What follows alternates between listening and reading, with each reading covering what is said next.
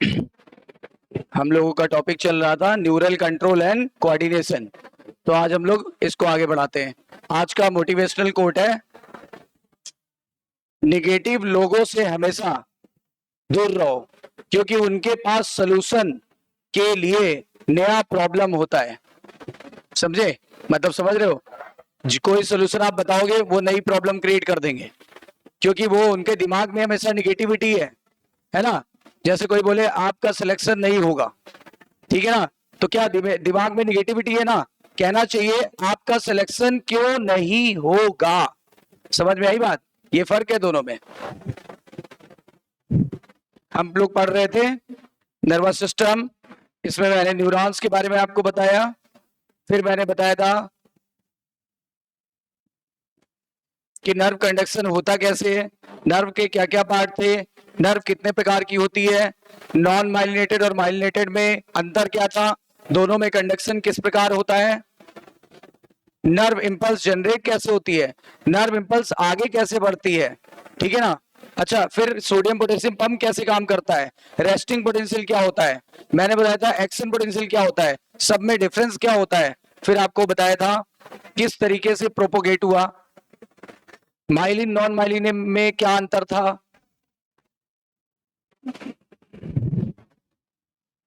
Synapse पर nerve conduction कैसे होता है, ये भी हम लोगों ने पढ़ा था।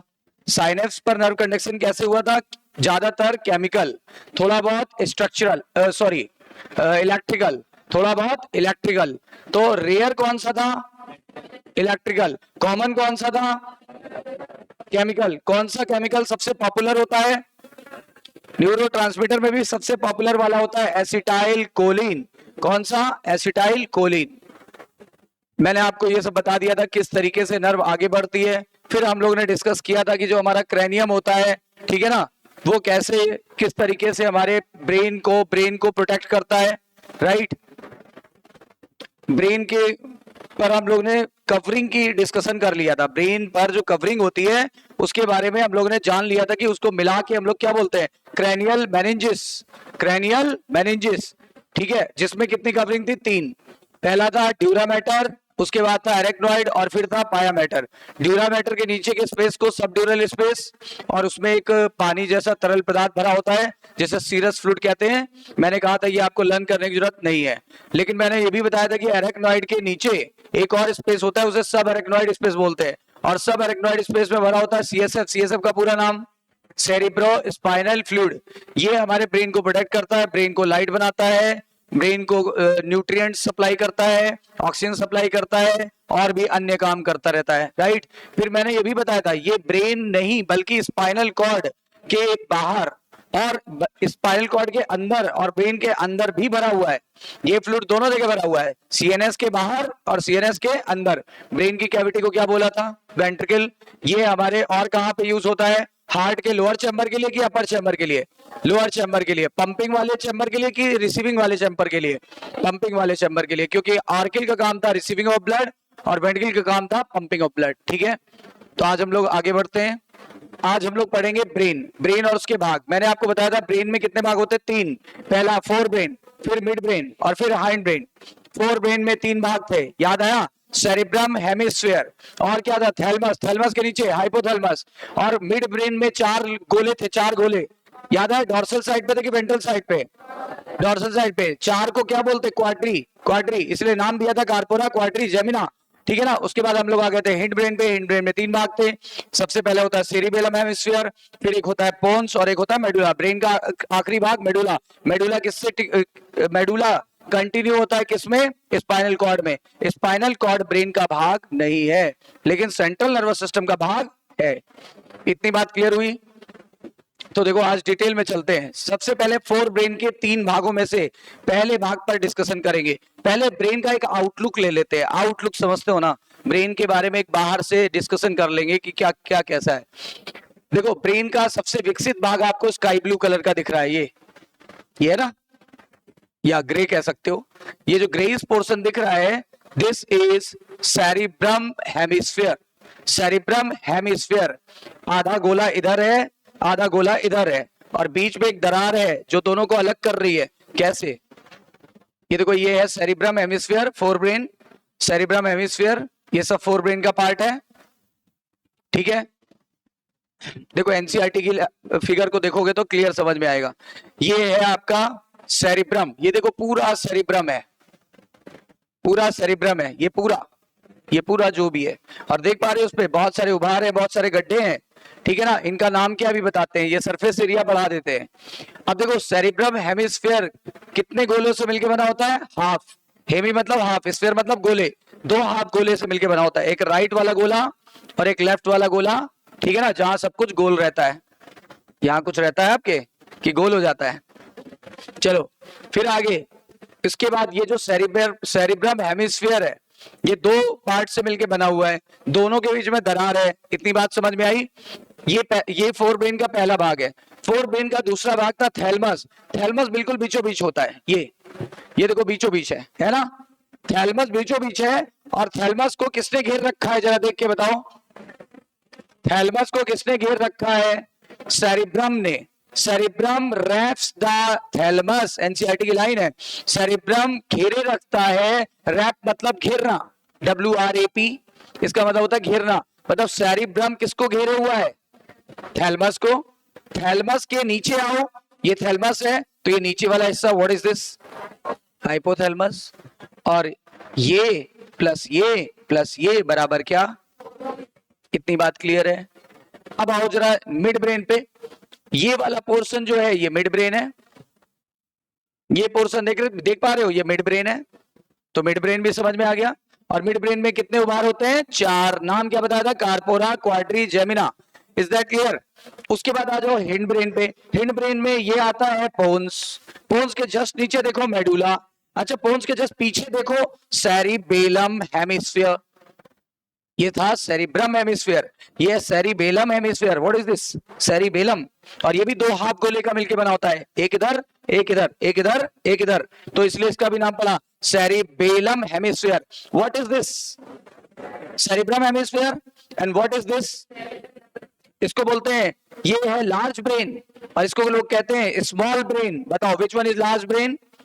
ब्रेन का सबसे बड़ा भाग सेरिब्रम हेमिस्फीयर, ब्रेन का नेक्स्ट सबसे बड़ा भाग, यानी इसको लिटिल ब्रेन भी कहते हैं, लिटिल ब्रेन भी कहते हैं, ठीक है ना। ये लार्ज ब्रेन, ये little brain. Is that clear? अच्छा बताओ एक बार जल्दी से बता दो, अब तो भूलोगे नहीं। अब मैं बोलूं कि आपको अगर मान लो ABCD करके दे दिया जाए एग्जाम में, तो आप बता दोगे ना? जल्दी से बताओ, यहाँ पे एरो लगाया गया, व्हाट इज दिस? अच्छा थैलमस के जस्ट नीचे ये एरो लगा होगा, ठीक है ना। और थैलमस के नीचे देख रहे हो ये एक डंडी टाइप की, ये दिख रही है, ये दिख पा रहा है, ये डंडी पता है पिट्यूटरी का स्टाक है। पिट्यूटरी ग्लैंड सुना है? मास्टर ग्लैंड, पिट्यूटरी ग्लैंड या मास्टर ग्लैंड सुना है? उसका ये स्टाक है, ठीक है ना। और ये देखो ये ग्लैंड वही है, पिट्यूटरी ग्लैंड, ये आप ध्यान रखना, this is pituitary gland. Is that clear? अब देखो उसके बाद आ जाओ, ये वाला पार्ट बताओ जल्दी से, सेरिब्रम हेमिस्फीयर, ठीक है ना। और ये वाला पार्ट क्या है? Corpus callosum. ये क्या होता है मैं बताता हूं।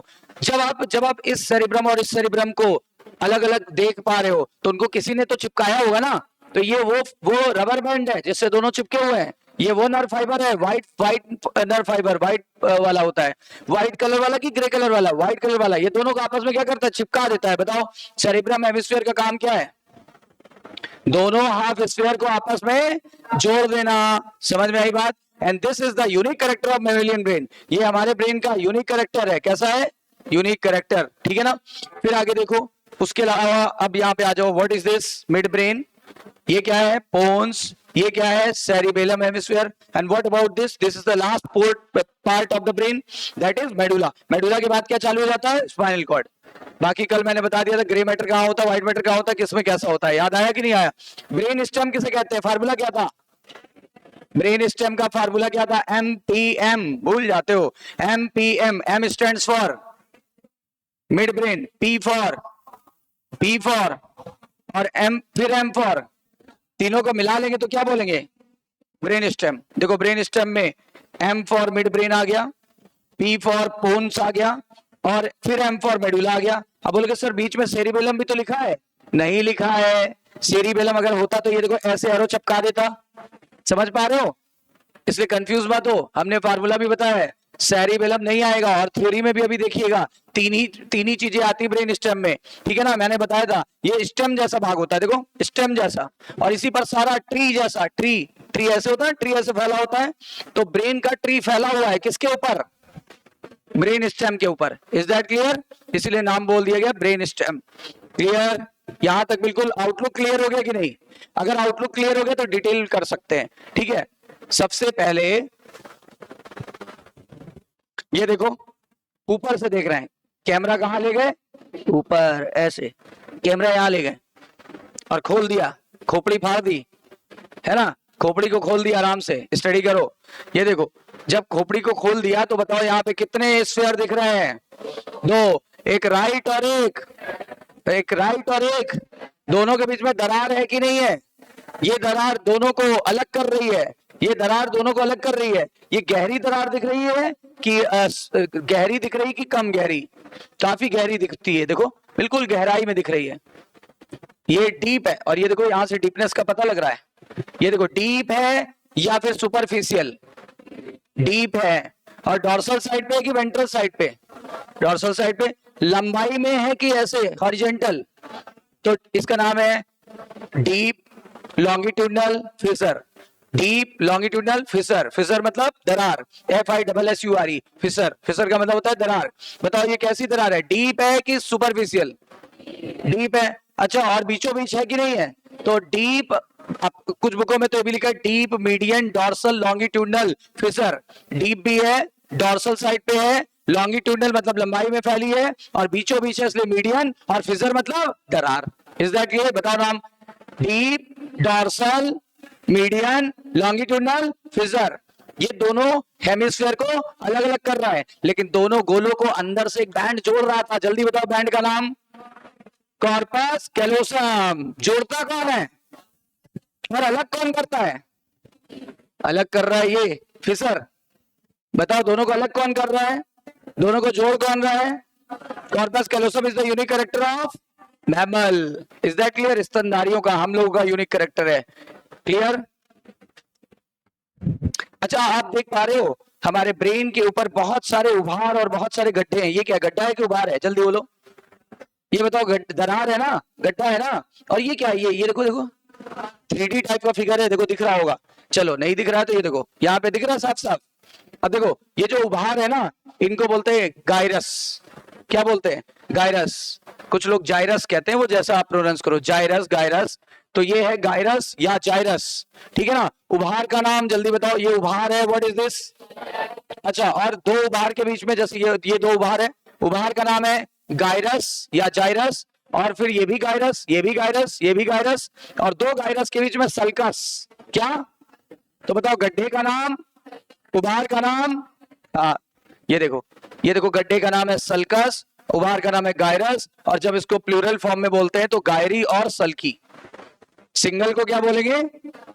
गायरस और सल्कस, लेकिन जब इसको प्लूरल फॉर्म में लाएंगे तो गायरी और सल्की। बताओ हमारे ब्रेन के चारों तरफ ऐसे ऐसे उभार है, उभार को क्या बोलेंगे? गायरस, और वो जो दो उभार के बीच में जो गड्ढा है उसे क्या बोलेंगे? सल्कस। Is that clear? इससे हमारा सरफेस एरिया बढ़ेगा कि घटेगा? सरफेस एरिया बढ़ जाएगा तो बताओ ज्यादा न्यूरॉन एडजस्ट हो पाएंगे कि कम? ज्यादा न्यूरॉन एडजस्ट होंगे तो बताओ हमारा ब्रेन ज्यादा एक्टिव होगा कि कम? और पता है पूरे सभी जीवों में सबसे एक्टिव ब्रेन मनुष्य का है, तभी मनुष्य इस धरती का सबसे एडवांस स्पीसी है। बोलो सही कि नहीं? सबसे एडवांस स्पीसी कौन है धरती पे? हम लोग। और हम लोग कॉन्शियस ही नहीं बल्कि सेल्फ कॉन्शियस है। We are the only animal that are self conscious. और ऐसा नहीं, एक दो अपवाद और भी है, लेकिन फिर भी मान के ये चलो हमारे जितना सेल्फ कॉन्शियस कोई नहीं है। मतलब हम लोग सेल्फ कॉन्शियस हैं, इसलिए हम दुनिया के सबसे एडवांस स्पीसी में से एक हैं। Is that clear? और मनुष्य अगर सेल्फ कॉन्शियस नहीं होता तो बताओ क्या होता? क्या हम एयर कंडीशनर खोजते? क्या हम अपनी जरूरत के लिए क्या टूथपेस्ट बनाते, टूथब्रश बनाते? नहीं। क्या हम लोग गाड़ियां बना पाते? नहीं। हम लोग सेल्फ कॉन्शियस, इसलिए अपनी लग्जरी के लिए हमने हर काम किया। और हम लोग टेक्नोलॉजिकली भी देखो कितने आगे हो गए। हमारे अलावा कोई और जीव बताओ जो केवल अपने लिए कपड़े भी खोज पाया हो? कोई नहीं है ना, क्योंकि सिर्फ और सिर्फ हम ही लोग सेल्फ कॉन्शियस है, ठीक है, यानी हमारा ब्रेन काफी विकसित है, ठीक है ना। आपने सुना होगा आइंस्टीन काफी इंटेलिजेंट थे, आइंस्टीन की जो थ्योरीज है वो उन्होंने जो कह दिया आज तक साइंटिस्ट बहुत सारे प्रूफ नहीं कर पाए, राइट। तो कहने का मतलब है उनका ब्रेन अमेरिका में रिसर्च के लिए रखा गया था, तो पाया गया कि उनके पास सल्की और गहरी बहुत ज्यादा थे। जितने ज्यादा गहरी और सल्की होंगे रफली वी कैन से कि क्या पर्सन उतना ज्यादा इंटेलिजेंट होगा, सही है ना, क्योंकि जितने ज्यादा गहरी सल्की होंगे न्यूरॉन्स उतने ज्यादा होंगे, न्यूरॉन्स जितने ज्यादा होंगे व्यक्ति की एक्टिविटी उतनी अच्छी होगी, रफली मतलब कह सकते हैं, राइट। चलो ये बात भी क्लियर हो गया। अच्छा यहाँ पे दो भाग होते हैं, कॉर्टेक्स में कितने भाग होते हैं? दो, नहीं सेरिब्रम में कितने भाग होते हैं? दो, एक बाहर वाला कॉर्टेक्स और अंदर वाला मेडुला। अरे जैसे किडनी में कितने भाग थे? दो, बाहर वाला और अंदर वाला मेडुला। बाहर वाला ग्रे मैटर का बना था, अंदर वाला व्हाइट मैटर का बना था, याद आया? तो बताओ सेरिब्रम में हर एक सेरिब्रम हेमिस्फीयर को अगर मैं स्टडी करूं, इधर वाले की स्टडी करूं या इधर वाले की स्टडी करूं, एक जैसी बनावट होगी कि अलग अलग? एक जैसी। इस हड्डी की स्टडी करो या इस हड्डी की स्टडी करो, है तो एक ही हड्डी, दैट इज ह्यूमरस। इसकी स्टडी करूं या इसकी स्टडी करूं, है तो एक ही, कौन सी जल्दी बताओ? थंब साइड पे कौन सी होती है? रेडियस। और इसकी स्टडी करूं या इसकी स्टडी करूं, अल्लाह। इस कलाई की स्टडी करूं या चिटिया कलाई की करूं, दोनों की क्या होगी? दोनों में क्या होगी? सेम हड्डी ना, कार्पल। इस वाले पाम की करूं या इस वाले पाम की करूं, है ना, एक ही होगी ना। इस वाली उंगली की स्टडी करूं या इस वाली की, दोनों की सेम होगी ना। वैसे ब्रेन का भी इधर की पार्ट की स्टडी करो इधर की भी, दोनों सेम होगी। बताओ ब्रेन के अगर इस भाग की स्टडी करें या इस भाग की स्टडी करें तो उसमें सबसे बाहर क्या दिखाई पड़ेगा? कॉर्टेक्स। और अंदर क्या दिखाई पड़ेगा? मेडुला, ठीक है ना, कॉर्टेक्स और मेडुला। अब ये कॉर्टेक्स में कुछ एरियाज होते हैं, ये ढेर सारे एरियाज है, एनसीईआरटी में 3 ही दिया है, एनसीईआरटी में 3 ही दिया है। पहला एरिया दिया जो मेन दिया है वो बता दें। ये 1 नंबर वाला जो एरिया है यहाँ लिखा है विजुअल एरिया, ये बड़ा इंपॉर्टेंट है। विजुअल एरिया हम लोग जो देख पाते हैं, हमारी जो इमेज बनती है वो इसी जगह पे बनती है। जैसे मैं आपको देख पा रहा हूं, आप मुझे देख पा रहे हो, इस फिगर को देख पा रहे हो, तो क्या इमेज कहां बन रही? ब्रेन के किस हिस्से में? पीछे वाले में, विजुअल एरिया, ठीक है ना। इसी तरह कोई भी सेंसरी चीजें, कोई भी संवेदना जो ब्रेन की तरफ जा रही है वो कहीं तो इकट्ठा हो रही होगी ना। वो कहाँ इकट्ठा हो रही है? वो सेंसरी एरिया में इकट्ठा होती है। सेंसरी एरिया 4 नंबर, 4 नंबर यानी इस जगह पे, कहीं कहीं इस जगह पे, देखो इस जगह पे, ये इधर से बीचों बीच से थोड़ा एक उंगली पहले, बीचों बीच से एक उंगली पहले। बताओ ये कौन सा एरिया है? हाँ ये कौन सा एरिया है? सेंसरी। क्योंकि आपके एनसीईआरटी में, इसलिए मैं बता रहा हूं, सारे नहीं याद करने हैं, लेकिन जो है वो आपको याद करने हैं जो एनसीईआरटी में। 2 हो गया। अच्छा अब एक मोटर एरिया भी है, यानी 6 नंबर, 6 नंबर मोटर एरिया, 6 और 9 नंबर, 6 और 9 कहाँ है? 6 9, ये सेंसरी के बगल में मोटर, सेंसरी के बगल में मोटर, और उसी के बगल में ये देखो 9 नंबर, यानी ये पूरा एरिया यहाँ पर, इस जगह क्या था? सेंसरी। इस जगह क्या था? सेंसरी। इसके आगे यहाँ और यहाँ पे क्या है? मोटर। क्या है? मोटर। और एक बहुत महत्वपूर्ण एरिया है जो ना सेंसरी होता है ना मोटर होता है, ठीक है ना, वो है एसोसिएशन एरिया, 7 नंबर, और वो यहाँ एग्जैक्टली यहाँ मिलेगा। अब बस इतने ही एरिया याद रखना है। जल्दी बताओ ये एरिया कौन सा है? कौन सा एरिया है? विजुअल एरिया है, राइट। कौन सा एरिया था? Visual area. अच्छा उसके बाद बताओ ये वाला कौन सा एरिया? ये वाला यहाँ बीचों बीच से थोड़ा पहले कौन सा है? सेंसरी। सेंसरी के जस्ट आगे, उसके भी थोड़ा आगे मोटर, सेंसरी के आगे मोटर, सेंसरी के आगे, और यहाँ पीछे की तरफ विजुअल एरिया, राइट। तो कितने एरिया याद हो गए अपने को? और एक और है एसोसिएशन एरिया, वो यहाँ है, यहाँ कहते नहीं है दिमाग की बात है, तो जहां दिमाग की बात है वहां एसोसिएशन एरिया। अच्छा कहते नहीं है तुम्हारा मेमोरी खराब है क्या? कहते पागल है क्या? याददाश्त कमजोर है क्या? है ना, पता क्यों? क्योंकि यही तो याददाश्त रहती है इसी एरिया में। कौन से एरिया में? एसोसिएशन एरिया में। कौन से एरिया में? बताओ जल्दी से, ये वाला, जल्दी बोलो एक बार। विजुअल एरिया, ये वाला सेंसरी के आगे, है ना, यानी पहले मोटर है, फिर सेंसरी है, और फिर ये विजुअल है, और ये कौन सा है? Association area. ये सब हमारे कॉर्टेक्स में है कि मेडुला में? क्या बोला मैंने? कॉर्टेक्स में। कहां पे है? कॉर्टेक्स में है। इतनी बातें क्लियर हो गई? अब मेडुला में क्या है? मेडुला में बाद में डिस्कशन करेंगे। इतनी बातें क्लियर हो गई कि नहीं? तो अभी हमने आपको ये बात क्लियर करा दी। चलो अब आओ, ये क्या है जल्दी देख के बताओ। सेरिब्रम है ना, ये सेरिब्रम है ना, बोलो। और सेरिब्रम, और ये क्या है ये व्हाइट वाला, कार्पस कैलोसम। अभी बताया, जो दो सेरिब्रम हेमिस्फीयर को आपस में जोड़ता है कि तोड़ता है। अच्छा, तोड़ने वाला क्या था, फिजर, डीप डोर्सल मीडियन लॉन्गिट्यूडनल फिजर, वो दोनों को अलग करता है, अलग करने का मतलब तोड़ना, और ये दोनों को जोड़ रहा है। कंफर्म है ना। अच्छा ये जरा देखो, ये बीच का ये भाग क्या था बताओ, थैलमस। और थैलमस के नीचे तो किसने किसको घेरा है, सेरिब्रम ने थैलमस को घेरा है कि थैलमस ने सेरिब्रम को घेरा है, बताओ। सेरिब्रम ने थैलमस को रैप कर लिया है, सेरिब्रम ने थैलमस को रैप किया है, WRAP, रैप मतलब कहते नहीं यार खाना रैप कर दो, है ना, वो रैपिंग फाइल आता है कि नहीं, एल्युमिनियम फाइल, उसमें रैप कर दो। तो वैसे ही बताओ, thalamus is wrapped by cerebrum. हम पूरी आपको एनसीईआरटी याद करा दे रहे हैं, लेकिन कैसे, विजुअलाइज फॉर्म में, और अभी नोट्स भी बनवाएंगे, आप जानते हो डेली कराते हैं।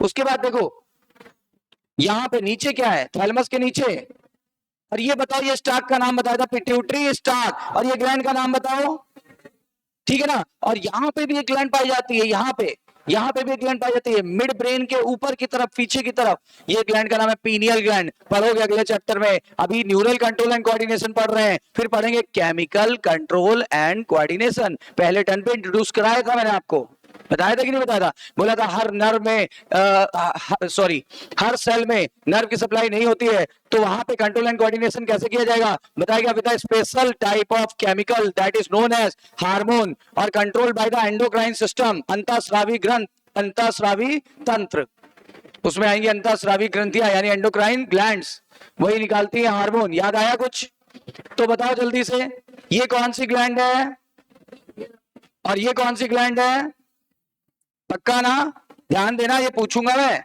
अच्छा ये कौन सा हिस्सा है, ये मिड ब्रेन, ये क्या है, पोन्स। बहुत इतना समझाने के बाद भी गलत कर देते हो, ये मेडुला, ये सेरिबेलम हेमिस्फीयर, ये बताओ स्पाइनल कॉर्ड। अब देखो कितनी बार तो हम लोग ने देख लिया, याद हुआ कि नहीं हुआ, चलो इतनी बात क्लियर हो गई, ठीक है ना।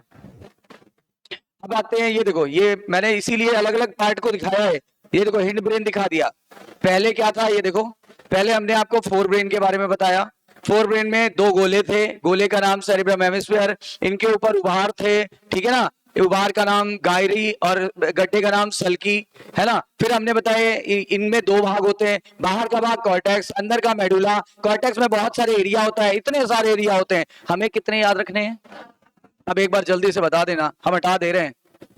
ये वाला, ये वाला, इसके आगे ये वाला, ये वाला, राइट, तो ये वाला सेंसरी, ये वाला, दोनों एंगल से हो गया। चलो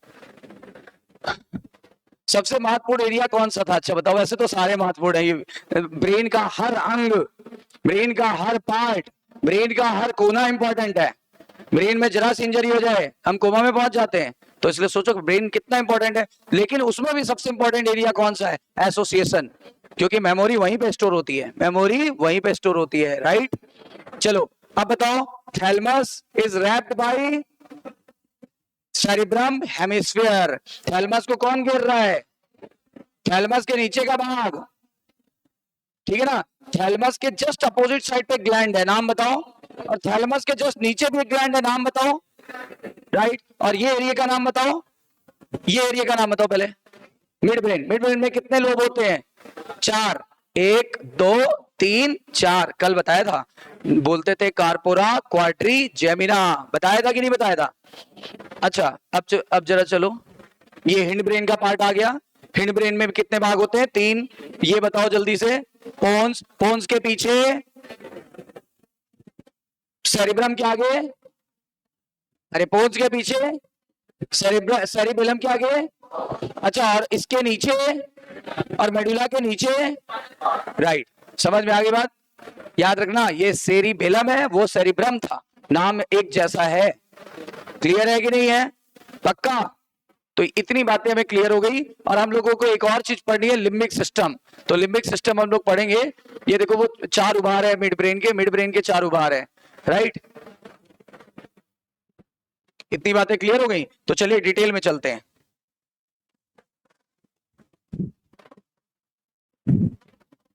चलते हैं डिटेल में। ब्रेन में कुल कितने भाग थे, कल बता चुका हूं। 1 2 3। पहला भाग क्या था, फोर ब्रेन। दूसरा क्या था, मिड ब्रेन। तीसरा क्या था, और मैं कल ही बता चुका हूं कि इसमें कितने भाग थे, 3। एक बार गिना देता हूं। सेरिब्रम के सेरिबेलम, सेरिब्रम हेमीस्फीयर। दूसरा पार्ट था थैलमस, थैलमस के नीचे ये खत्म। फिर यहाँ पे 4 गोले याद रखने हैं।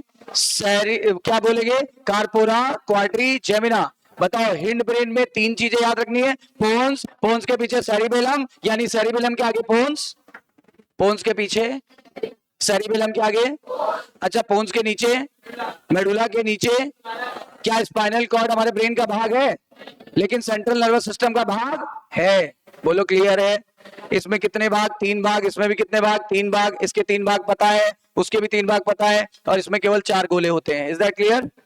इसको तो हमने पहले ही पढ़ा दिया था, लेकिन आज फिर से पढ़ेंगे। चलो स्टार्ट करते हैं। सबसे पहले क्या पढ़ना चाहिए, सबसे पहले क्या पढ़ना चाहिए, फोर ब्रेन। फोर ब्रेन में मैं याद दिलाना चाहूंगा 3 भाग थे। सबसे पहले है सेरिब्राम, दूसरा होता है थैलमस, तीसरा होता है हाइपोथैलमस। अब सबसे पहले हम क्या स्टडी करेंगे, सेरिब्रम स्टडी करेंगे। तो सबसे पहले सेरिब्रम के बारे में कुछ बातें बताएं पहले आपको। देखो, सेरिब्रम जो होता है,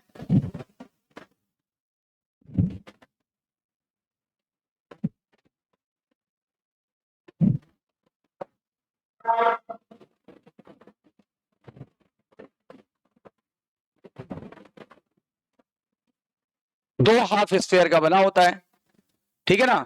2 हाफ स्फीयर का बना होता है।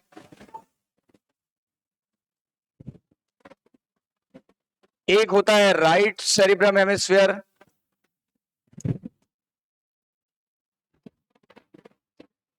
Right cerebrum hemisphere. एक होता है लेफ्ट सेरिब्रम हेमिस्फीयर।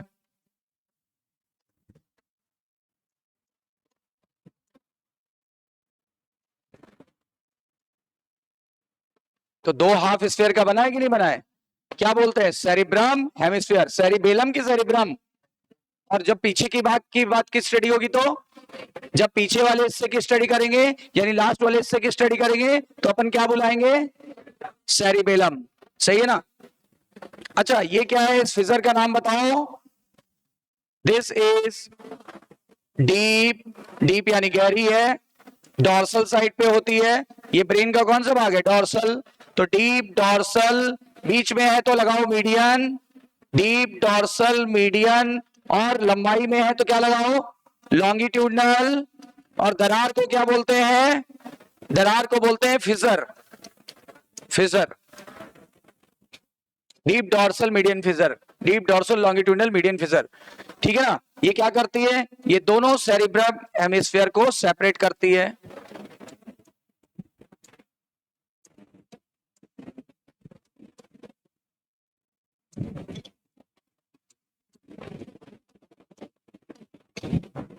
दोनों सेरिब्रम हेमिस्फीयर को सेपरेट करती है। और बताओ, दोनों को आपस में जोड़ता कौन है, दोनों को आपस में व्हाइट कलर का बैंड जोड़ता है। व्हाइट कलर के बैंड का नाम अंदर होगा, बाहर से दिखेगा नहीं, लेकिन मैं एक कल्पना करा रहा हूं ना, इमेजिनेशन करा रहा हूं कि क्वेश्चन हमारे कैसे सॉल्व होंगे।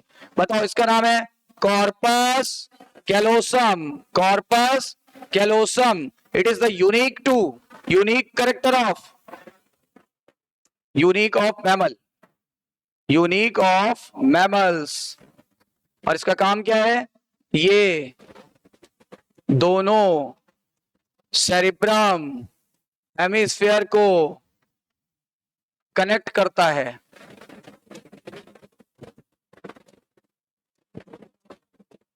और व्हाइट नर्व फाइबर का बना होता है।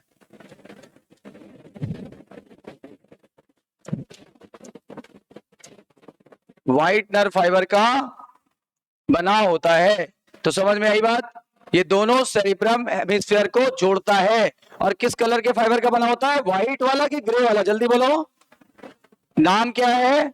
Corpus callosum. किसका यूनिक कैरेक्टर है? मैमल्स का, स्तनधारियों का। Is that clear? बिल्कुल क्लियर हो गया? समझ में आई बात? Note it.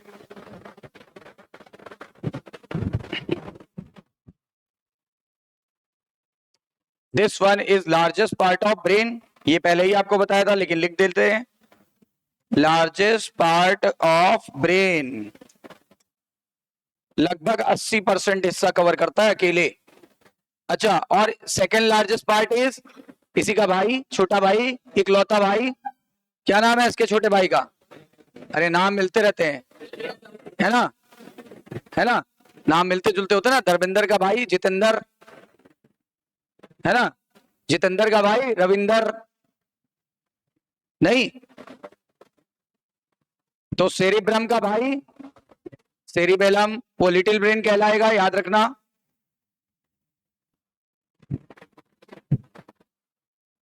इसके आगे बढ़ते हैं। तो इसके आगे क्या होगा? अब इसका चीएस काट के देखते हैं ये कैसा ये दिखेगा। जब हम इसका सेक्शन काट के देखें, सेक्शन ऑफ सेरिब्रम, तो अपने को कुछ ऐसा दिखाई पड़ेगा। ये जो बाहर वाला भाग है, ये देखो ऐसे फोल्डेड है ना।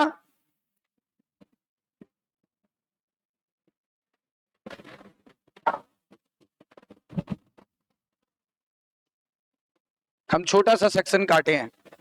ब्रेन अंदर से खोखला है। ब्रेन के अंदर की कैविटी का नाम वेंट्रिकल। और इसमें क्या भरा होता है आप लोग बताओगे?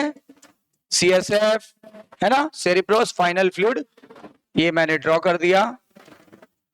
अभी मैंने आपको बताया कि इसमें कितने भाग होते हैं? दो। एक होता है कॉर्टेक्स और एक होता है मेडुला।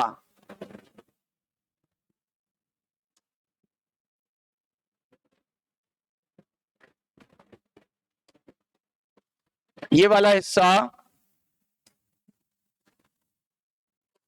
ये वाला हिस्सा कहलाएगा सेरिब्रम कॉर्टेक्स।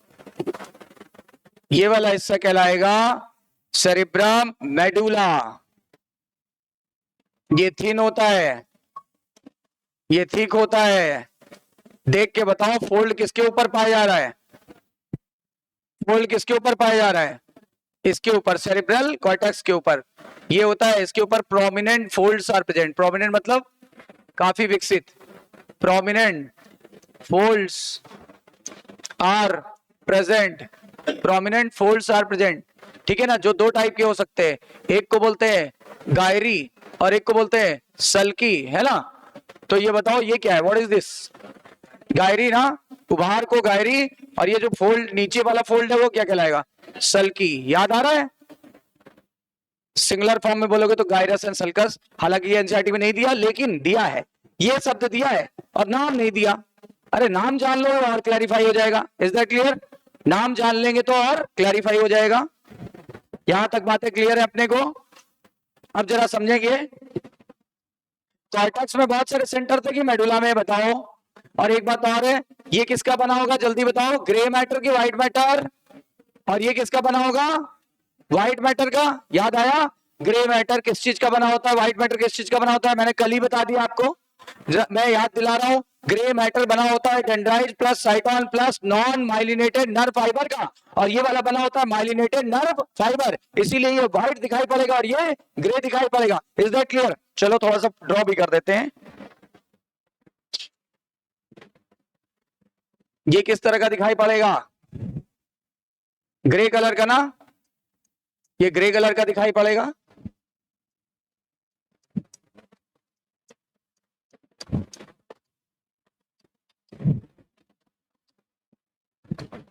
क्योंकि ग्रे मैटर का बना है।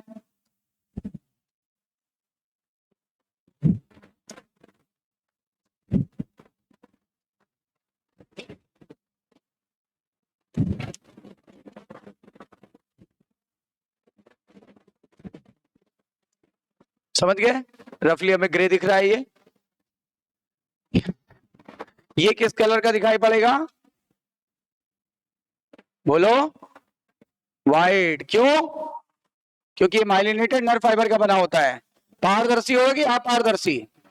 एनसीईआरटी लिखा है ओपैक। ओपैक मतलब अपारदर्शी। सही है। लिपिड इकट्ठा होगा ना, माइलिनेटेड में लिपिड होता है कि नहीं होता है? तो बाहर वाला ग्रे मैटर, अंदर वाला व्हाइट मैटर। और सुनो, यहां पर बहुत सारे एरियाज होते हैं, हमें 3 एरिया से मतलब है। फार्मूला सुन लेना, सैम। फार्मूला क्या है? नहीं, इसका फार्मूला सैम नहीं है, अभी रुक जाओ। यहाँ पे 3 तरह के एरिया होते हैं। हाँ सही है, सैम का लिख सकते हो। सैम फार्मूला है सैम। एस मतलब हो गया सेंसरी एरिया।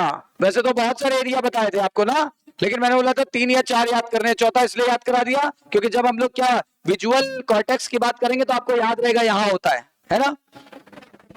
3 एरिया होते हैं और एक काफी बड़ा एरिया होता है उनमें। 3 एरिया प्रेजेंट होते हैं। कॉर्टेक्स में प्रेजेंट होते हैं कि मेडुला में? देख के बताओ जल्दी। कॉर्टेक्स में कि मेडुला में?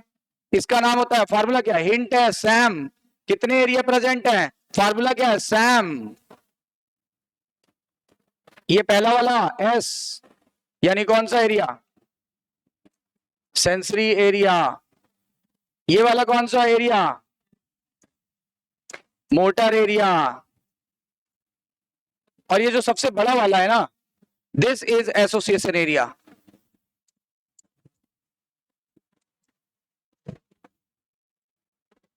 अब सेंसरी का मतलब क्या होता था? ब्रेन में कोई भी संवेदना यहीं पर आके इकट्ठा होती है। अगर हम आप यहाँ पे पिन चुभोगे, अगर इस जगह पिन चुभोएंगे तो ये जो सेंसेशन है ना, जाएगा जाएगा जाएगा और यहां जाके पहुंच जाएगा, यहां पे जाके इकट्ठा होगा। कहीं ना कहीं तो इकट्ठा होगा ना, यहां जाके इकट्ठा होगा।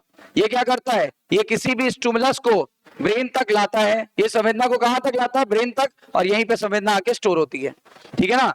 यानी ये क्या, it receives the stimulus.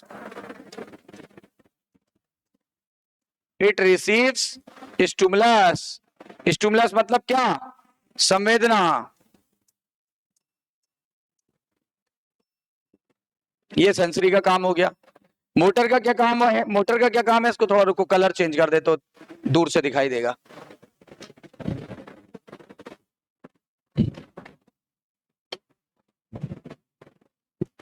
Sensory क्या काम होता है? ये स्टिमुलस को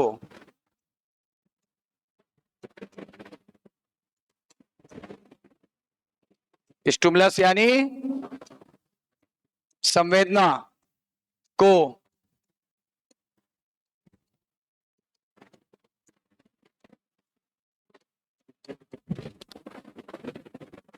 ठीक है ना, रिसीव करेगा। जो भी संवेदना आएगी वो यहीं जाके रिसीव होती है।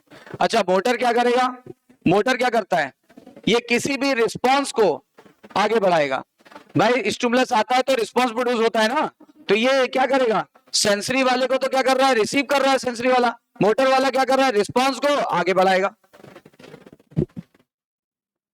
ये रिस्पांस को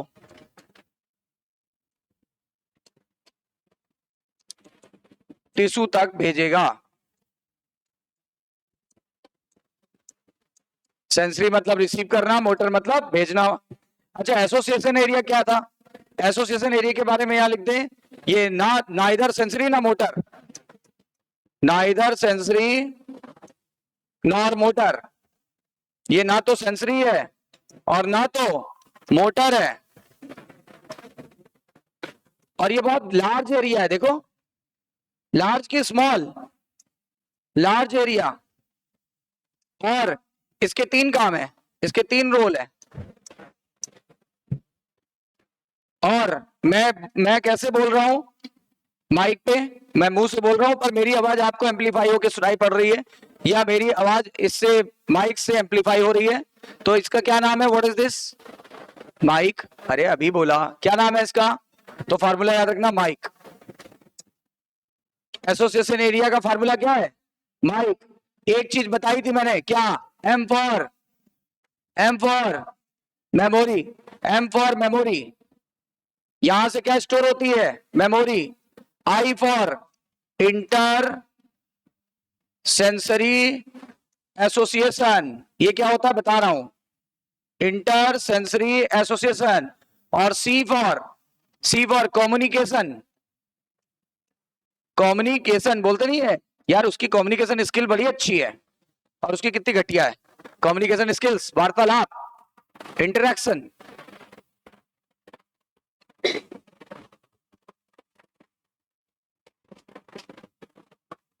कम्युनिकेशन, इंटर सेंसरी एसोसिएशन और कम्युनिकेशन। फार्मूला क्या बना, माइक।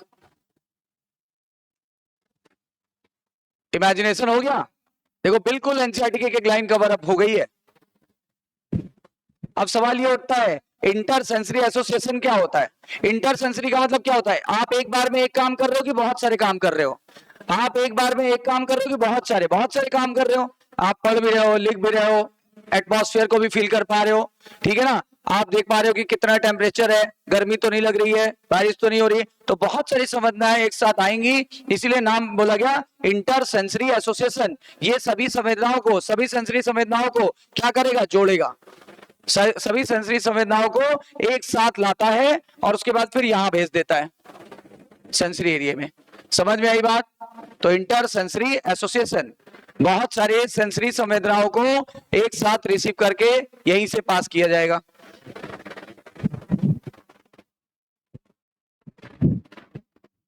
इंटर सेंसरी को अपन ऐसे समझ सकते हैं, जैसे मान लो आपने कोई चीज मेरी तरफ फेंकी और मैं कैच करने की कोशिश कर रहा हूं उसको, तो मेरे सारे पार्ट कोऑर्डिनेट करेंगे, मुझे बहुत सारे सेंसरी एसोसिएशंस मेरे काम करेंगे। कैसे, मैं बॉल को देख भी रहा हूं, बॉल फेंकी तो बॉल देख भी रहा हूं, और यहाँ पकड़ने के लिए इधर उधर भी हो रहा हूं, और बॉल के अकॉर्डिंग अपने मूवमेंट को कर रहा हूं, एक साथ पैर हाथ सब जगह मूवमेंट हो रहा है, झुक भी रहा हूं उस स्टाइल में। तो ये बताओ कई सारी सेंसरी संवेदनाएं एक साथ आ रही कि नहीं आ रही है, ठीक है ना। और ये भी मेरा ब्रेन काम करेगा कि कहीं मैं गिर ना जाऊं, कहीं मैं गिर ना जाऊं, तो बहुत सारी सेंसरी संवेदनाएं एक साथ आ रही है, इसी को बोलते हैं इंटर सेंसरी एसोसिएशन। एक साथ कई काम हो जाएंगे, एक साथ कई काम होंगे, इसी को बोलते हैं inter sensory association. Communication you know very well, है ना। और फिर मेमोरी यानी कि क्या, सोच, सोच यहीं पे रहती है स्टोर।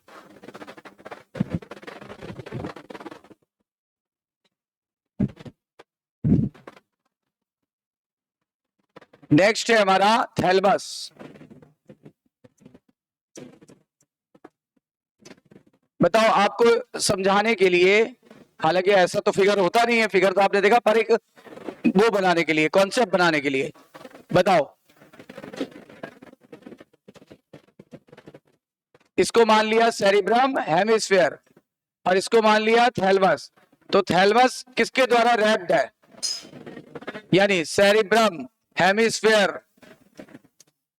Raps thalamus.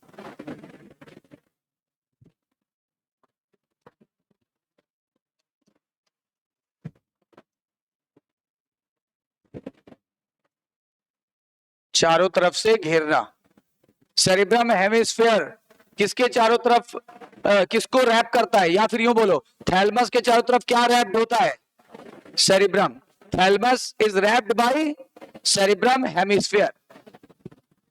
ऐसा रियलिटी में नहीं होता, मैं बता रहा हूं आपको, ये रियल फिगर थोड़ा ना, ये वर्चुअल फिगर है, खाली दिमाग में कॉन्सेप्ट बनाने के लिए।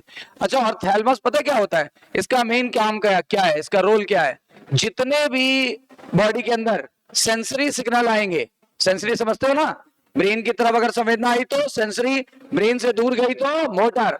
बताओ पिन चुभ हो, यहाँ मेरे ब्रेन को पता चल गया, व्हाट इज दिस, सेंसरी। अच्छा ब्रेन ने कहा हाथ हटाओ, नहीं तो दूसरी बार पिन चुभ जाएगी, हाथ हटा लिया, व्हाट इज दिस, मोटर। बताओ सेंसरी ब्रेन की तरफ जाता है, मोटर ब्रेन से दूर जाता है। तो बताओ जितने भी सेंसरी सिग्नल जाएंगे और मोटर सिग्नल जाएंगे, उनको यहां से गुजरना ही पड़ेगा, क्योंकि ये सबकी मॉनिटरिंग करता है, ये सबकी मॉनिटरिंग करता है, ये रिले सेंटर है, कौन जाएगा कौन नहीं जाएगा वो ये डिसाइड करता है। जितने भी सेंसरी और मोटर सिग्नल है वो सारे कहां से पास होंगे, थैलमस। इसीलिए से गेट कीपर, इसीलिए से रिले सेंटर भी कहते हैं, गेट कीपर या रिले सेंटर भी कहते हैं। यानी क्या, it is the major, it is the major coordinating center for all the sensory and motor signal.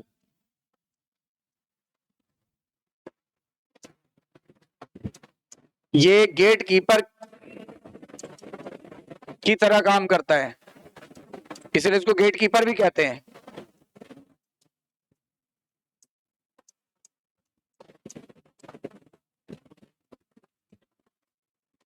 also known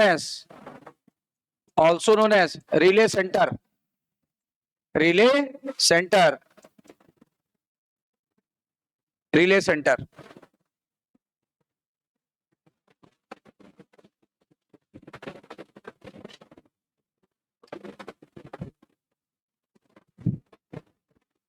major coordinating centre for all the sensory and motor signal. जितने भी body के अंदर sensory या फिर motor signal आएंगे या जाएंगे, उनको यहां से गुजरना ही पड़ेगा, क्योंकि ये यहीं से सब पास होंगे, इसीलिए तो गेट कीपर बोल रहे हैं। आप बताओ अच्छा, गेट कीपर गेट पे बैठा होगा और वहीं से लोग आएंगे और जाएंगे। गेट कीपर जिसको चाहेगा आने देगा, जिसको चाहेगा नहीं आने देगा। ये डिसाइड करता है कौन सी संवेदना कहाँ आनी है, नहीं आनी है, नहीं आनी है, ठीक है ना, कौन सा मोटर सिग्नल जाना है, नहीं जाना है।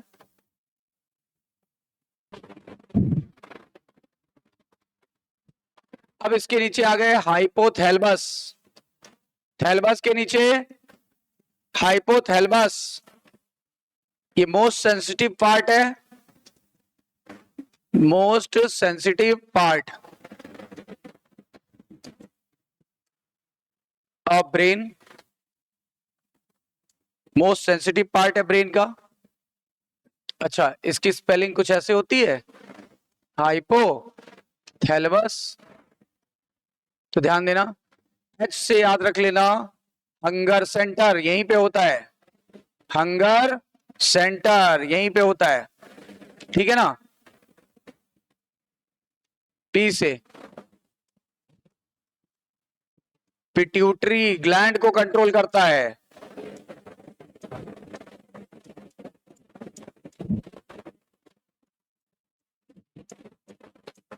और पिट्यूटरी ग्लैंड को क्या बोलते हैं, मास्टर ग्लैंड ना। तो इसको क्या बोलेंगे, रियल मास्टर ग्लैंड। क्यों, क्योंकि पिट्यूटरी ग्लैंड को जो कंट्रोल कर रहा है वो तो रियल मास्टर हुआ ना, तो real master gland, this is known as real master gland, but pituitary is master gland.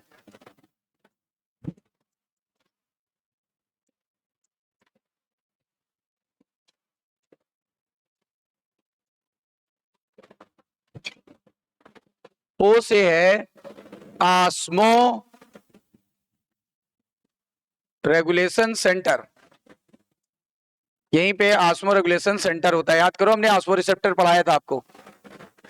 उसके बाद टी से क्या है, टी से याद रहेगा थर्मो रेगुलेशन सेंटर, यहीं पे है थर्मो रेगुलेशन सेंटर, तापमान का नियंत्रण यहीं से होता है।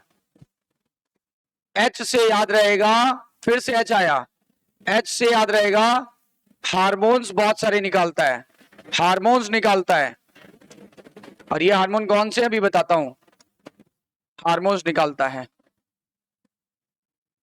ठीक है ना। एल से याद रहेगा part of limbic system, limbic system बनाता है, लिम्बिक सिस्टम का पार्ट है या लिम्बिक सिस्टम बनाता है, ठीक है ना।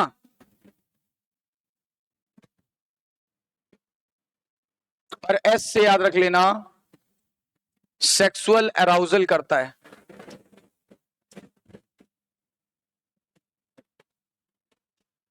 यानी सेक्स से संबंधित जो वो होते हैं वर्क वो करता है, सेक्सुअल अराउजल, सेक्सुअल अराउजल करता है। देखो नाम से ही हम लोगों ने न्यूमेरिक्स बना लिया है।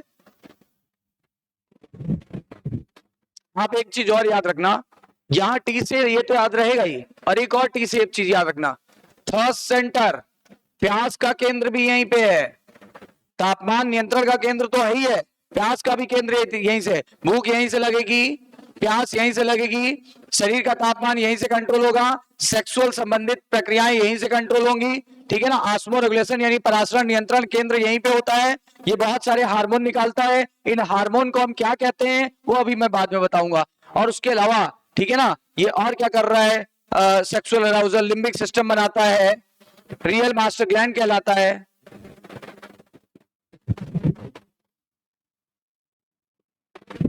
और आपको पता होगा हाइपो मतलब नीचे, हाइपो मतलब नीचे, बिलो, और थैलमस मतलब थैलमस, मतलब ये below the thalamus, present below the thalamus.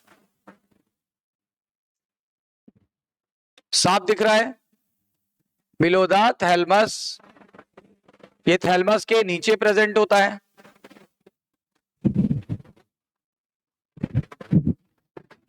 यहां तक सभी को क्लियर हो गया, ठीक है।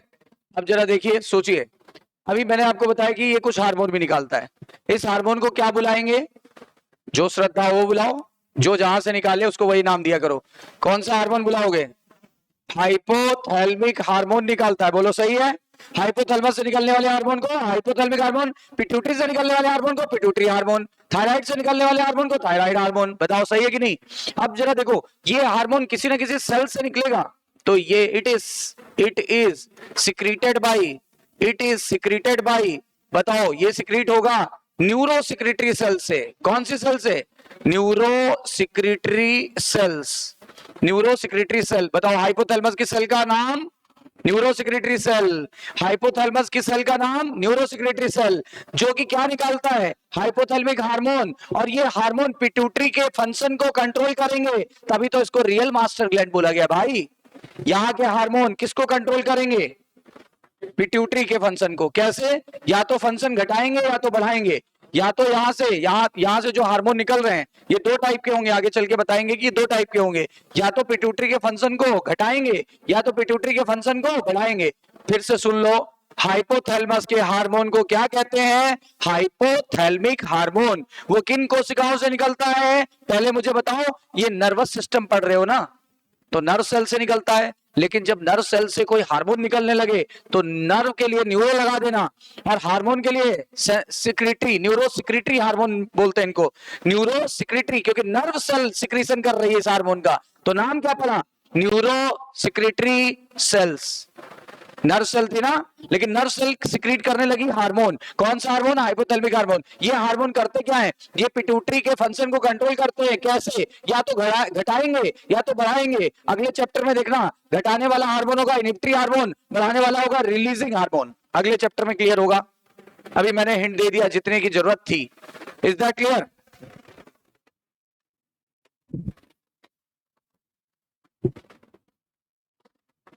इसके बाद अभी एक वर्ड आ गया, लिम्बिक सिस्टम।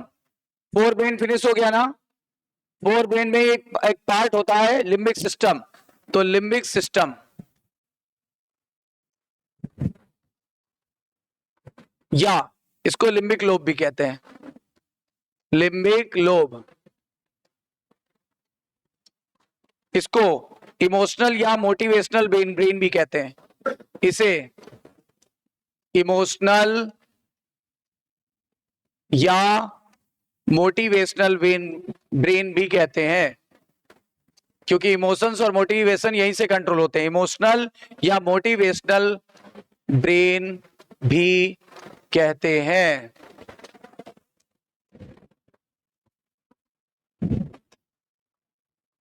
क्लियर। और ये किन किन चीजों से मिलकर बना होता है, ब्रेन का कौन कौन सा हिस्सा यहाँ इन्वॉल्व होता है, ये भी फोर ब्रेन में ही पाया जाता है, इसलिए आपकी एनसीईआरटी में फोर ब्रेन में दिया हुआ है। It is the part of, it is the part of fore brain. किसका पार्ट है ये, फोर ब्रेन। अब सवाल ये उठता है, फोर ब्रेन का कौन कौन सा हिस्सा मिलकर के लिम्बिक लोब या लिम्बिक सिस्टम बनाता है। तो मेरे पास एक हिंट है, part of brain which forms limbic lobe या सिस्टम कौन कौन से पार्ट है? फार्मूला है एलसीडी। एलसीडी टीवी आती है ना, एलसीडी तो एलईडी आती है, पहले एलसीडी आती थी, नाम सुना होगा आपने, एलसीडी और एलईडी दो होती थी। तो एलसीडी और एलईडी, यहाँ पे क्या फार्मूला क्या है? एलसीडी। एलसीडी टीवी कहाँ लगाई जाती है? अपने घर के डाइनिंग हॉल में। तो फार्मूला क्या बना? LCD hall. एलसीडी कहाँ लगी हुई है? हॉल में। एलसीडी कहाँ लगी हुई है? हॉल में। एलसीडी हॉल, एलसीडी हॉल में लगी हुई है, ठीक है ना।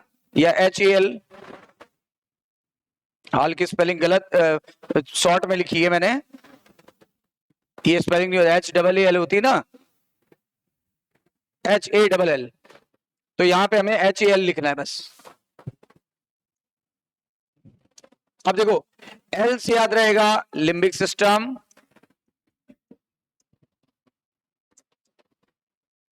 C से याद रहेगा सेरिब्रम हेमिस्फीयर का internal part, inner part. Cerebrum hemisphere का इनर पार्ट इन्वॉल्व होगा। डायनसेफ्लॉन इन्वॉल्व होगा। सर ये तो आपने पढ़ा ही नहीं, डायनसेफ्लॉन क्या होता है अभी बता रहा हूं।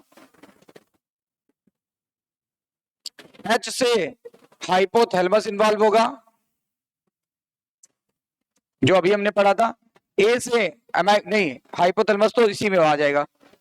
हिप्पोकैम्पस इन्वॉल्व होगा।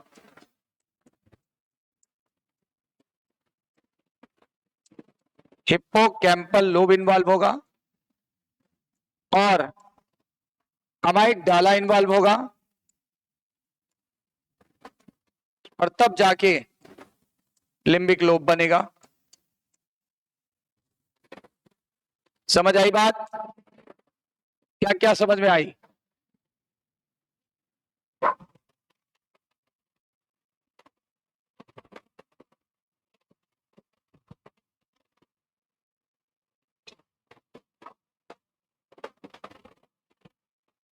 इतनी सारी चीजें जब मिलेंगी, इतनी सारी जब चीजें मिलेंगी, तब जाके बनेगा आपका लिम्बिक सिस्टम या लिम्बिक लोब।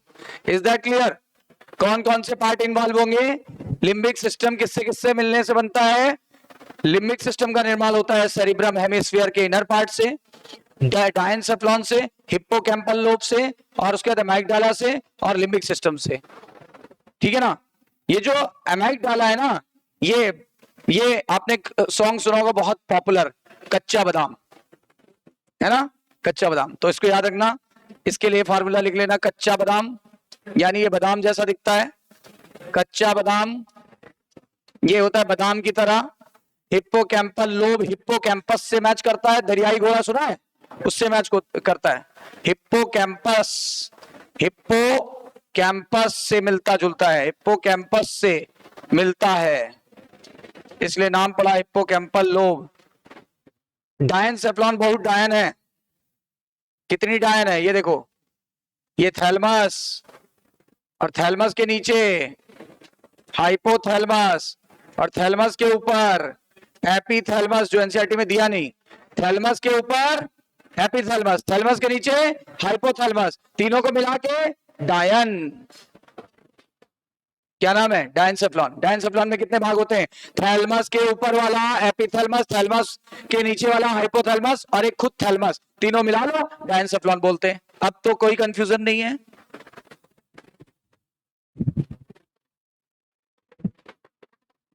आपको अच्छे से पता है कि लिम्बिक सिस्टम एक कॉम्प्लेक्स स्ट्रक्चर है, क्योंकि इतने सारे पार्ट इन्वॉल्व हो रहे हैं। Limbic system is complex structure, complex है, और इसका फंक्शन क्या है, इसका रोल क्या है? इसका ये रोल है, इसका रोल है, मेरे पास हिंट है इसका। एक फार्मूला मैंने ब्रेन में आपको बताया था, सैम, SAM, बताया था कि नहीं बताया था? S for sensory area, A for association area, M for motor area, याद है? ऐसा एरिया जो ना सेंसरी था ना मोटर था, उसी को एसोसिएशन एरिया कहते थे कि नहीं कहते थे? अब की बार फार्मूला थोड़ा सा बदला है, अभी भी फार्मूला सेम है, लेकिन पहले SAM था, अब की बार SEM है। फर्क है कि नहीं है? बताओ भाई, इसलिए हम ज्यादा फार्मूले नहीं दे रहे हैं, बिल्कुल छोटे छोटे फार्मूले। और एस फॉर सेक्सुअल अराउजल, क्यों भाई? सेक्सुअल अराउजल तो करेगा ही करेगा, क्योंकि हाइपोथैलेमस भैया इन्वॉल्व हो गया। ये देखो, हाइपोथैलेमस ने सेक्सुअल अराउजल किया था कि नहीं, तो ये भी इन्वॉल्व हो गया है। E for emotional reactions, emotions control करेगा, इमोशनल रिएक्शंस कंट्रोल करेगा। एम फॉर मोटिवेशन कंट्रोल करेगा, क्योंकि पहली लाइन जरा देखो, इमोशनल या मोटिवेशनल ब्रेन कहते हैं, मोटिवेशन कंट्रोल करेगा। अच्छा, ये कौन कौन से इमोशंस कंट्रोल कर सकता है? एनसीईआरटी में कुछ नाम दिए, एक्साइटमेंट, जो भी आपको आती है ना, यस आई कैन डू, कहते नहीं है, यस आई कैन डू, है ना, यानी जो एक्साइटमेंट होता है ना, वो कौन डेवलप करता है? यही। दूसरा, गुस्सा इसी से आता है, रेग, फाड़ दूंगा चीर दूंगा, साउथ वाली मूवी रेग। डर यहीं से लगता है, मम्मी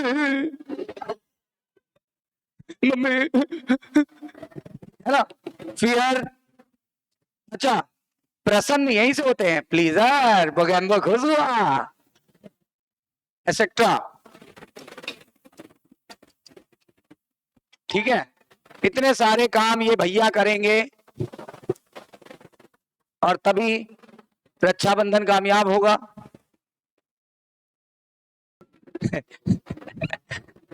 चलो हो गया, फोर ब्रेन फिनिश्ड, सबका हो गया। चलो नेक्स्ट, फोर ब्रेन हो गया बिल्कुल, लिम्बिक सिस्टम भी हो गया। कोई कंफ्यूजन, कोई प्रॉब्लम? नो प्रॉब्लम, चलिए आगे बढ़ते। अब मिड ब्रेन वैसे तो पढ़ चुके हो, लेकिन दोबारा एक बार याद दिला दे।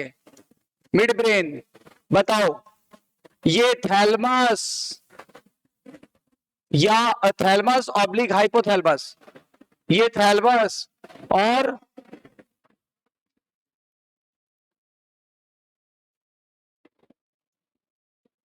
हाइपोथैलमस के नीचे, याद करो, वह पोन्स के ऊपर प्रेजेंट होता है। क्या ये बात मैंने सही कही है? अब आपके दिमाग में ब्रेन का पिक्चर है ना, याद आया? ऊपर प्रेजेंट होता है, रटो नहीं समझो। ये देखो, ये एक पिक्चर मैं आपको याद दिलाता हूं, ये देखो, और ये हल्का सा उभरा हुआ था, यहां देखो मेडुला है, नीचे यहां से स्पाइनल कॉर्ड चालू हो जाएगी, और इसके पीछे याद करो ऐसा एक पार्ट था, है ना, ये वाला।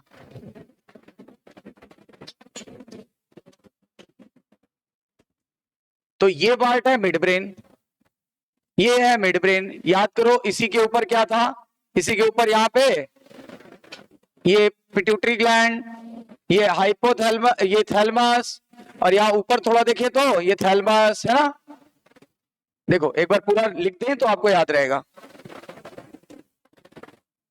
पूरे का नहीं बनाया, जितने का जरूरत है उतने का ही बनाया है, और अभी मैं दिखाऊंगा अभी। ये क्या है? थैलेमस। ये क्या है? थैलेमस के नीचे का हिस्सा हाइपोथैलेमस। ये कौन सी ग्लैंड है? मास्टर यानी पिट्यूटरी ग्लैंड। देखो थैलेमस या हाइपोथैलेमस के नीचे है, ये देखो मिड ब्रेन, उसके तो नीचे है, लेकिन पोन्स के ऊपर है। ये क्या है? Cerebellum. What about this? Medulla, जो अभी पढ़ने वाले हैं। ये क्या स्टार्ट हो गया? स्पाइनल कॉर्ड, जो ब्रेन का पार्ट नहीं है पर सेंट्रल नर्वस सिस्टम का पार्ट है। Is that clear? और मिड ब्रेन में भी थोड़ा सा याद दिला रहे हैं, यहां पे कितने उभार थे? 1 2 3 4, कितने उभार थे? हाँ, तो मिड ब्रेन के डॉर्सल साइड पे 4 उभार होते हैं, इसके डॉर्सल साइड पर 4 सॉलिड लोब्स पाए जाते हैं,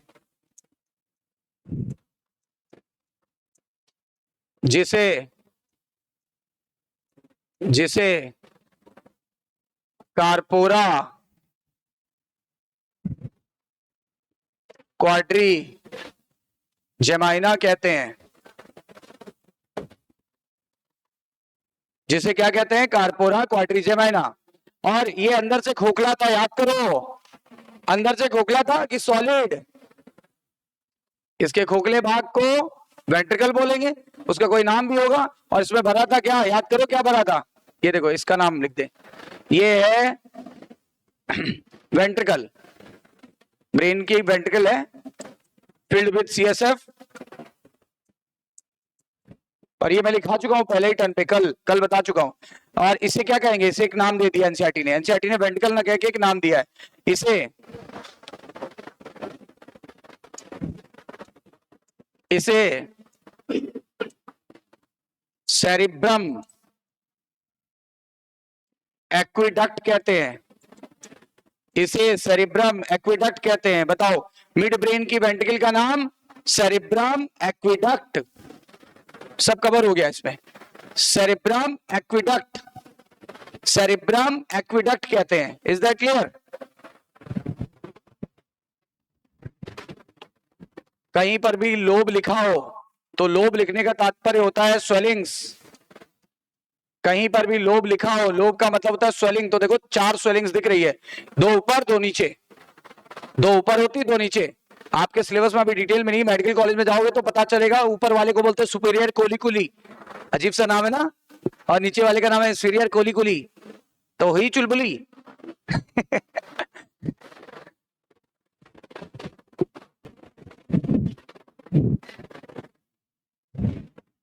इसके बाद एक लास्ट है हिंड ब्रेन। इसमें कितने भाग होते हैं, ये पिछले इसमें ही शो कर दिया गया था। पहला पार्ट हो गया आपका पोन्स, दूसरा भाग हो गया आपका सेरिबेलम, और तीसरा भाग हो गया मेडुला। तो 3 भाग होते हैं, साफ दिख रहा है। पहला होता है पोन्स, दूसरा होता है cerebellum, and the last one is medulla. Pons को ब्रिज भी कहते हैं, पोन्स को ब्रिज भी कहते हैं, क्योंकि ब्रिज कहते हैं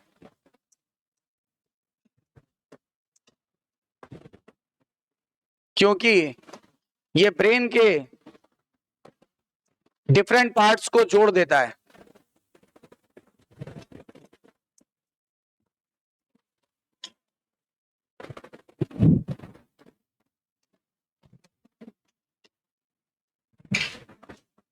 ठीक है ना, ब्रेन्स के डिफरेंट पार्ट को जोड़ता है।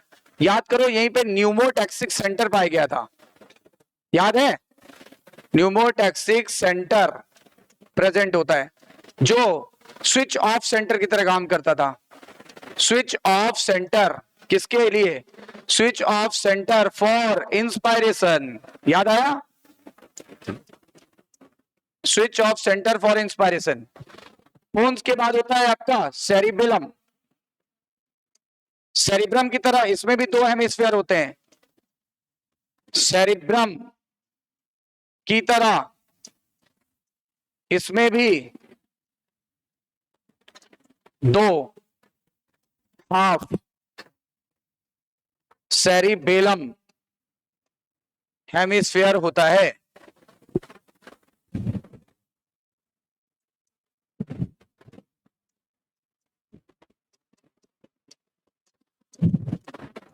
और सेरिब्रम की तरह ही इस पे भी उभार पाए जाते हैं, उभार या कन्वोल्यूशंस पाया जाता है। सेरिब्रम की तरह ही इस पर उभार या कन्वोल्यूशंस, कन्वोल्यूशंस मतलब फोल्ड वगैरह, कन्वोल्यूशंस प्रेजेंट होता है। लेकिन वहां पे गायरी और सल्कस बोल रहे थे, ठीक है ना? यहां पे नाम नहीं, नाम है नहीं एनसीईआरटी ने, इसलिए छोड़ो। फ्लॉकुलस बोलते हैं वैसे, लेकिन नाम छोड़ो। पाए जाते हैं जो सरफेस एरिया को बढ़ा देते हैं, जो सरफेस एरिया को बढ़ा देते हैं ताकि ज्यादा से ज्यादा न्यूरॉन एडजस्ट हो सके। याद आया, वहां पे भी यही पर्पस था, ताकि ज्यादा से ज्यादा न्यूरॉन प्रेजेंट हो सके। ताकि ज्यादा से ज्यादा न्यूरॉन प्रेजेंट हो। Is that clear? तो एक हो गया आपका pons. Pons act as bridge because it connects the different part of the brain. Second one is cerebellum. Cerebellum cerebrum की तरह ही दो half spheres का बना होता है and each are known as cerebellar hemisphere. या तो cerebellum hemisphere बोलो या cerebellar बोल दो, एक ही बात है। फिर दूसरी बात है सेरिब्रम की तरह इस पे भी उभार पाए जाते हैं। वहां पे उभार को बोला था गायरी और सल्की, यहाँ पे बोलते हैं फ्लोकुलस, हालांकि आपके सिलेबस में नहीं है। और सरफेस एरिया को ये भी बढ़ा रहा है ताकि ज्यादा से ज्यादा न्यूरॉन प्रेजेंट हो सके।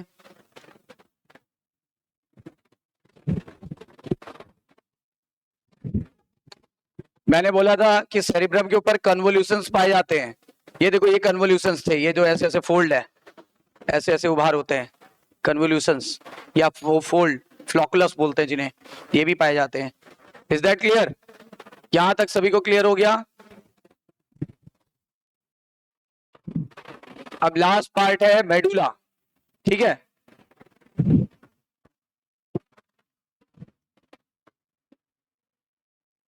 पूरा नाम है मेडुला ऑब्लोंगेटा, शॉर्ट में बोलते हैं मेडुला। आपको पता है ये कहां प्रेजेंट था? Below pons, below pons. और ये स्पाइनल कॉर्ड से जुड़ा होता है, स्पाइनल कॉर्ड से जुड़ा होता है, जैसा कि आप फिगर में पहले देख चुके हो। देखो ये स्पाइनल कॉर्ड से जुड़ा है ना। This is the last part of brain, last part of brain. यहां पर बहुत सारे वाइटल सेंटर्स प्रेजेंट होते हैं, वाइटल सेंटर्स फॉर रिफ्लेक्स। यहां बहुत सारे वाइटल सेंटर होते हैं जो प्रतिवर्ती क्रियाएं यानी कि रिफ्लेक्स एक्शंस को कंट्रोल करते हैं। प्रतिवर्ती क्रियाएं सुना है? प्रतिवर्ती ये मतलब अपने आप होगी ना, जैसे कांटा चुभ जाने पर हाथ का हट जाना, ये सब। जैसे सांस ले रहे हैं, सोच के ले रहे हैं कि अपने आप ले रहे हैं? अपने आप। तो यहाँ पे कौन कौन से वाइटल सेंटर होंगे? वाइटल सेंटर फॉर रेस्पिरेशन, याद करो आरआरसी, रेस्पिरेटरी रिदम सेंटर, ठीक है ना। किसके लिए? फॉर रेस्पिरेशन, श्वसन के लिए। सांस लेने का केंद्र यहीं पे है। गैस्ट्रिक जूस सिक्रीशन यहीं से होता है, गैस्ट्रिक सिक्रीशन का जो कंट्रोल है वो यहीं से होता है।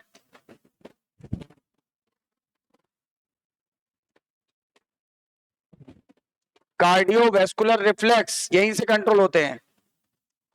और कुछ सेंटर आपको याद नहीं आ रहे होंगे, लेकिन याद करो, डाइजेस्टिव सिस्टम में पढ़ा था, वॉमिटिंग सेंटर। कुछ मैं एक्स्ट्रा बता दूं, स्नीजिंग सेंटर भी यही होता है, स्नीजिंग सेंटर, छींकने का केंद्र। और कफिंग, कफिंग सेंटर भी यही होता है, खांसने का केंद्र, छींको खांसो। जमाई लेने का केंद्र भी यही है, यौन मतलब होता है जमाई, जमाई लेना, जमहाई, जमाई लेना। फिर हिकअप सेंटर भी यही है भाई साहब, हिचकी। जब कोई याद करे, जब यदि आए ना तब, तो जब याद करे कोई तब आता है कब? गलत। ये होता है एक तरह का बायोलॉजिकल रिफ्लेक्स जो कि डायफ्राम के अचानक से झटका लेने की वजह से होता है। और जमाई क्यों आती है? जब हमारे ब्लड में CO2 बढ़ जाती है तो हमारा मुंह ऑटोमेटिक खुल जाता है, और ताकि मुंह के द्वारा CO2 निकल जाए और ज्यादा से ज्यादा मुंह के द्वारा ऑक्सीजन अंदर एंटर कर जाए। सही है ना?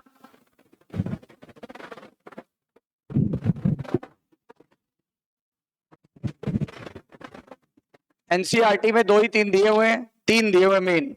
तो मैं आपको एक बार हाईलाइट करा दूं कौन से दिए। ये जरूर दिया है, ये भी दिया है, ये भी दिया है, और ये आपका दूसरे चैप्टर में दिया हुआ है। ये सारे मैंने इसलिए बता दिया, आपको पता होना चाहिए कि ये भी रिफ्लेक्स एक्शन है ना, ये भी रिफ्लेक्स एक्शन है। इतनी बातें क्लियर हो गई? अब आगे बढ़ते हैं।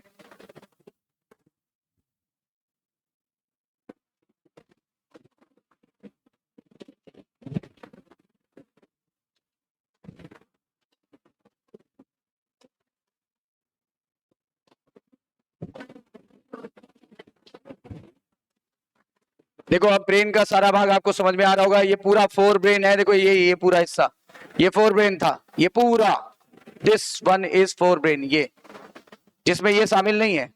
अब देखो ये मिड ब्रेन था, उसके नीचे पोन्स था, ये पीछे सेरिबेलम है, और ये है मेडुला, और ये है spinal cord, spinal cord. Is that clear? और ये प्लस ये मिला करके बोलते हैं हम लोग क्या, ठीक है। तो ये देखो थैलमस है, ये देखो हाइपोथैलेमस है, ये पिट्यूटरी ग्लैंड है, इधर पीनियल ग्लैंड होती है।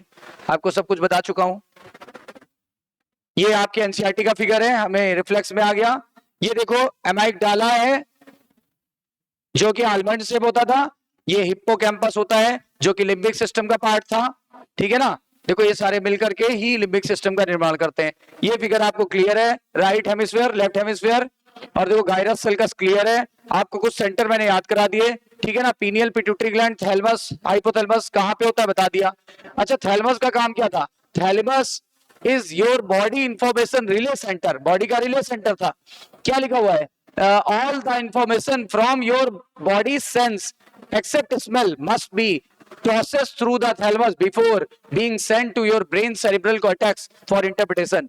मतलब कोई भी संवेदना यहीं से पास होके जाएगी, ठीक है ना, तब जाके वो सेरिब्रम कॉर्टेक्स तक पहुंचेगी, चाहे वो मोटर सिग्नल हो, चाहे वो सेंसरी सिस्टम हो। एक अपवाद है, वो आपके सिलेबस में है नहीं, इसमें मेडिकल कॉलेज में जाओगे तो पता चलेगा।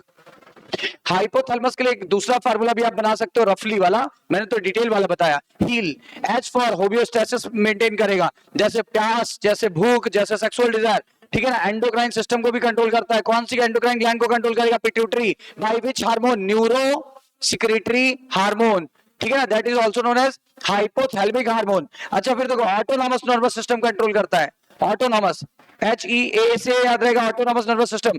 लिम्बिक सिस्टम में बनाया था हमने, तो पूरा फार्मूला डिटेल में बताया था आपको, ठीक है ना।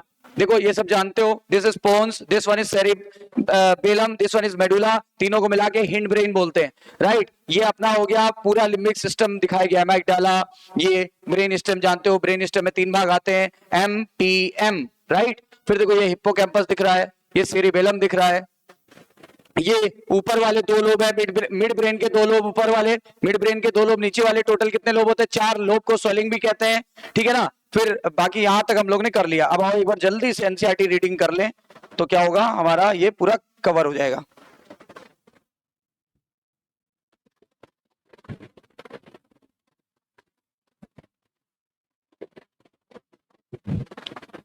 ब्रेन का पहला भाग है फोर ब्रेन। ब्रेन का पहला भाग क्या है? Fore brain.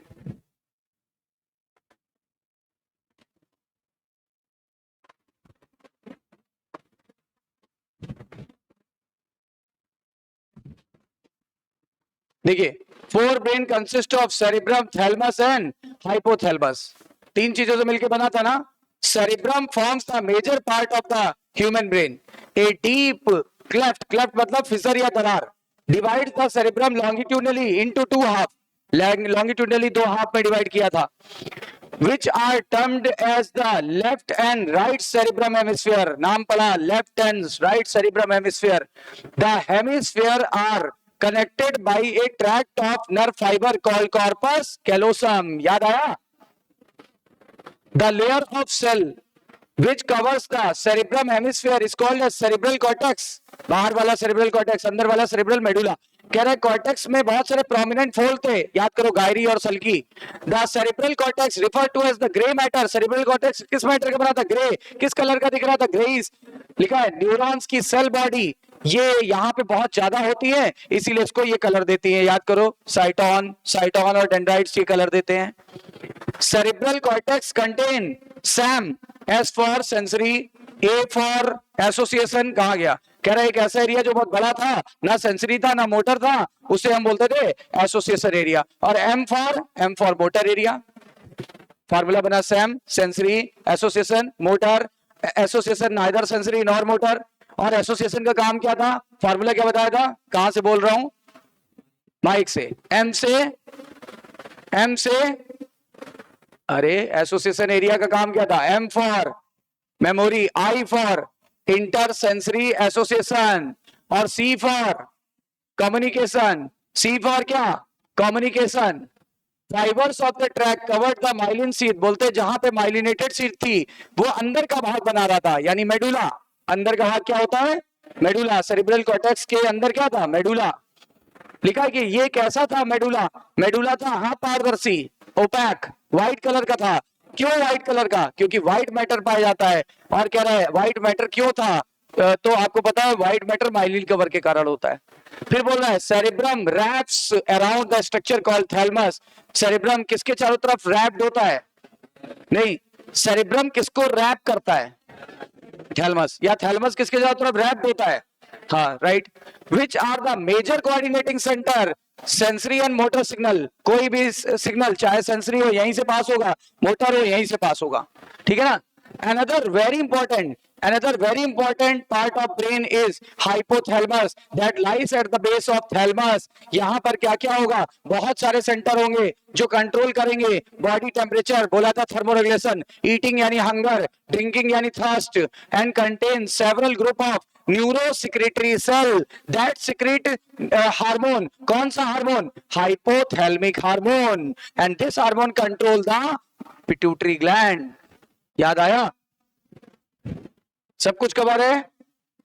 Inner part of cerebrum hemisphere, inner part of cerebrum hemisphere और deep structure like amygdala, hippocampus etcetera, ये सब मिलके एक कॉम्प्लेक्स स्ट्रक्चर बनाएंगे।